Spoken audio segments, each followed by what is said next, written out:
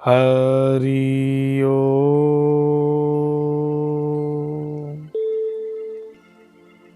प्रणाम दोस्तों, मैं आज एक नई यात्रा का आरंभ कर रहा हूं और इस यात्रा का नाम मैंने अंतर यात्रा रखा है। आज का सब्जेक्ट है जीवन के उस पार, यानी जब मृत्यु हो जाती है तो इसके बाद ये आत्मा कहाँ जाती है और उसका क्या होता है। बचपन से ही ये मेरा बहुत ही प्रिय सब्जेक्ट रहा है। इसके बारे में मैंने बहुत सारे किताब भी पढ़े, बहुत सर्च किया, खोज भी की और बहुत सारे धर्म गुरुओं से भी इसके बारे में तरह तरह के प्रश्न पूछे।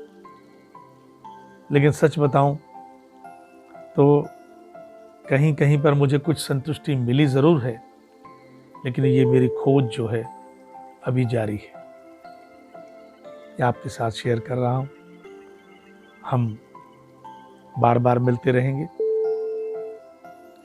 दोस्तों, मैं कुछ वर्ष पहले यूरोप गया था। वहाँ पर मैंने एक झूला देखा, उसका खेल देखा। वह झूला जो था बहुत ही आड़ा टेढ़ा चलता था और उसमें हर बार एक नया आदमी, एक नया व्यक्ति बैठता था, कभी महिला कभी पुरुष। और वह झूला पहली बार चलता, बड़ा मज़े से हिलता डुलता। कभी दूसरी बार में, कभी तीसरी बार में उस झूले में बैठा हुआ व्यक्ति उस झूले से गिर जाता था। कभी कभी वह 4 राउंड तक व्यक्ति अपने आप को संभाल लेता था और उस झूले से नहीं गिरता था। लेकिन वो झूला इतना टेढ़ा मेढ़ा चलता था कि आखिरकार 6वें राउंड में वह अपने ऊपर बैठे व्यक्ति को गिरा ही देता था। दोस्तों, जीवन का खेल भी यही है। इस जीवन में कई लोग शुरुआती दौर में पहले दूसरे राउंड में ही इस दुनिया से विदा हो जाते हैं। कई लोग मध्यांतर तक चलते हैं। कई लोग प्रौढ़ होने तक, जब बूढ़े होने लगते हैं तब तक जीवन चलता है उनका और इसके बाद इस दुनिया से विदा हो जाते हैं। और कई लोग लंबा जीवन जीते हैं, कोई 90 साल, कोई 100 साल, ज़्यादा से ज़्यादा 110 साल। लेकिन ये निश्चित है कि जीवन का समापन होना ही है और मृत्यु आती ही है। हमने अपने प्रिय गुरुओं से जब पूछा तो उन्होंने हमें ये समझाया कि इस जीवन को तरोताज़ा करने के लिए जिस तरह से एक फूल की भी एक जीवन की एक टाइम, एक लिमिट होती है और वो ताज़ा होता है, खिला रहता है, फिर जब वो मुरझा जाता है तो हम यही कल्पना करते हैं कि अब नए फूल खिलने चाहिए। ठीक इसी तरह जीवन भी है। लेकिन इससे इतर मैं एक और बात सोचता हूँ। वो तो ठीक है कि जीवन ताज़ा रहना चाहिए, बदलाव परिवर्तन इस संसार का नियम है। लेकिन आखिरकार यह जीवन समाप्त होने के बाद जीवन के उस पार, यानी इस आत्मा का होता क्या है? क्या उसे कष्ट मिलते हैं? क्या उसे बड़े सुख साधन मिलते हैं? या वह अपने मन माफिक इरादों से फिर दूसरा जन्म लेता भी है या नहीं? आखिरकार इस आत्मा का होता क्या है और क्या है यह आत्मा? बार बार ऐसे सवाल मेरे मन में आते हैं।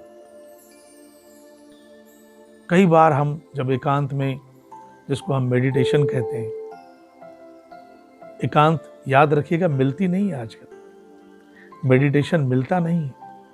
लोग ढोंग रचते हैं एकांत का और मेडिटेशन का। बहुत कम लोग ऐसे हैं जिन्हें सच्चा मेडिटेशन मिलता है। और मेडिटेशन जब मिलता है तब वह अपनी आत्मा से एकात्म करता है, अपने आप से संपर्क साधता है। क्या ऐसा अनुभव आपने किया है? कभी कभी मैंने ऐसा अनुभव किया है। लेकिन फिर भी मैं यह खोज जारी रखना चाहता हूँ कि आखिर इस आत्मा को हम किस तरह हैंडल कर सकते हैं, कर भी सकते हैं या नहीं। तब मैंने कुछ पुस्तकें पढ़ी, ओशो के सत्संग प्रवचन सुने। ओशो एक बहुत अच्छी कहानी बताते हैं कि जीवन के प्रति जिजीविषा कितनी होती है। जब एक माँ का बेटा खो गया तब वो पागल हो गई और अपने बेटे को जीवित करना चाहती थी फिर से। तब उसे मालूम चला कि उसके गांव में महात्मा बुद्ध आए हुए हैं और महात्मा बुद्ध के पास वो जाती है और झोली फैला करके अपने बेटे को जीवित करने के लिए बार बार गिड़गिड़ाती। महात्मा बुद्ध भी बहुत परेशान होते हैं। उस महिला से कहते हैं कि जाओ उस गांव से, अपने पूरे गांव से किसी भी एक घर से चावल के दाने ले आओ। उस गांव से, उस घर से लाना चावल जिस घर में कभी मृत्यु ना हुई। वो महिला ऐसा ही करती है। उस गांव में जा कर के जहाँ वो रहती थी और वो घर घर में भीख मांगती है और पूछती है कि तुम्हारे घर कोई मरा तो नहीं, मुझे चावल दे दो। लेकिन सभी लोग उससे यही कहते हैं कि हमारे घर भी कुछ वर्ष पूर्व इसकी मृत्यु हो गई। कोई अपने बुजुर्ग के बारे में बताता है, कोई अपने बड़े दादा दादी के बारे में बताता है, लेकिन मृत्यु उनके घर में ज़रूर होती है। तब शाम हो जाती है और वह महिला जो पागल हो जाती थी, रो रो करके अपने बेटे के लिए, उसको ज्ञान हो गया कि यहाँ पर कोई भी अछूता नहीं है और उसका बेटा ही नहीं मरा, यहाँ तो सब लोग जो हैं चलायमान हैं और कोई भी बचने वाला नहीं। मैं समझता हूँ कि आज भी यह कहानी बहुत ही सारगर्भित है, लेकिन आज 21वीं सदी में शायद ओशो होते तो वो ये कहानी नहीं कहते, क्योंकि लोग जानते हैं कि मृत्यु निश्चित है। लोग समझ चुके हैं, विज्ञान बहुत आगे बढ़ चुका है। लेकिन फिर भी इंसान आज ये जानना चाहता है कि वो अपनी आत्मा के साथ क्या ऐसा करे, कैसे पेश आए हम अपने आप के साथ, कैसे हम अपना होमवर्क पूरा करें, जो कि हमें समझाया गया है हमारे धर्म गुरुओं द्वारा। हमारे गुरुदेव पूज्य श्याम दादा ने कहा, जो मेरे गुरु हैं, उन्होंने कहा कि तुम होमवर्क जो है अपना पूरा करो। जिस काम के लिए हम आए हैं वो होमवर्क पूरा करो। होमवर्क तो मैं बहुत भली भांति समझ गया हूँ कि होमवर्क यही है कि आप अपने आप को आनंदित करें, आनंद में दिन भर डूबे रहें। आपकी जिंदगी में दुख भी आएंगे, इमोशंस भी आएंगे, आप उनको हैंडल करने की कला सीखो। जिस दिन आप कला ये सीख जाते हैं, फिर जीवन जीने का आनंद दोगुना है, क्योंकि फिर आप हर चीज में मजा लेने लगते हैं।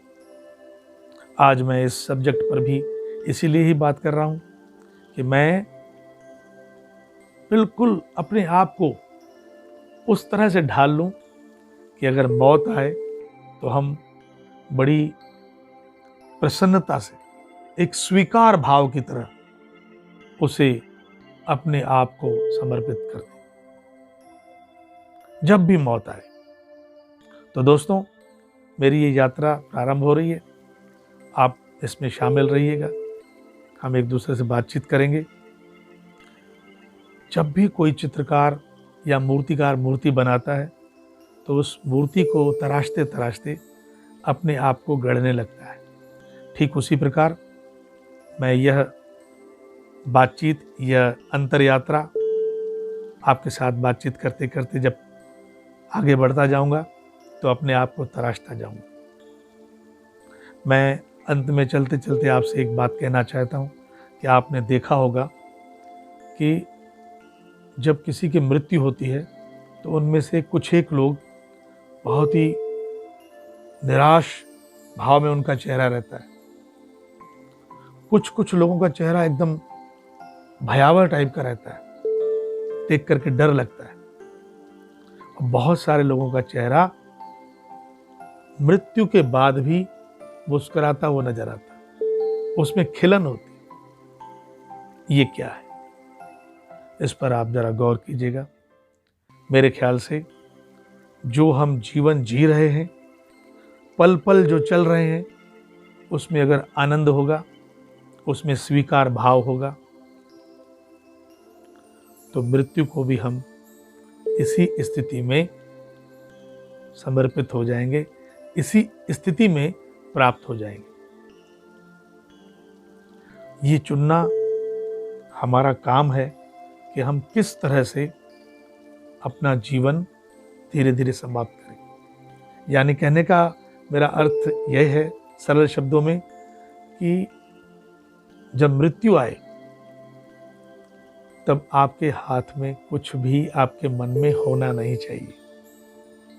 क्योंकि कई लोगों की जब मृत्यु होती है तो मैंने ये देखा है, सुना है, तो उनको उस समय अपनी बिल्डिंग याद रहती है, अपनी संपत्ति याद रहती है, किसी को अपनी औलाद में मोह रहता है जो कि स्वाभाविक है, पत्नी में मोह रहता है, स्वाभाविक है।